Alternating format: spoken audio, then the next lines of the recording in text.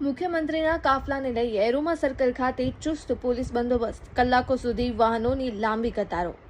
રાજ્યના માનનીય મુખ્યમંત્રીશ્રીએ શનિવારે તેણીવાડા ખાતે મેડીવંતા મેડિકલ કોલેજના ખાતમુહૂર્ત કાર્યક્રમમાં હાજરી આપી હતી. આ કાર્યક્રમ પૂર્ણ થયા બાદ મુખ્યમંત્રીનો કાફલો કમલમ ચડોતર તરફ રવાના થયો હતો. મુખ્યમંત્રીના કાફલાના સુરક્ષિત અને અવરોધ રહિત પસાર માટે તેણીવાડાથી ચડોતર સુધીના રોડમાર્ગ પર પોલીસ દ્વારા ચુસ્ત સુરક્ષા વ્યવસ્થા ગોઠવવામાં આવી હતી. માર્ગ પર કેટલાક સમય માટે વાહન વ્યવહાર અટકાવવામાં આવતા વિવિધ સ્થળોએ ટ્રાફિકની સ્થિતિ સર્જાઈ હતી. આ દરમિયાન એરોમા સર્કલ ખાતે સ્થાનિક ટ્રાફિક મહિલા પીએસઆઈ દેસાઈએ પોતાના પોલીસ કાફલા સાથે સમગ્ર વિસ્તારને કોર્ડન કરી ટ્રાફિકનું સંચાલન કર્યું હતું. સુરક્ષા કારણોસર વાહનોને રોકી દેવામાં આવતા ચારે તરફ વાહનોની લાંબી કતારો લાગી હતી, જેના કારણે અનેક વાહન ચાલકોને કલાકો સુધી રાહ જોવી પડી હતી.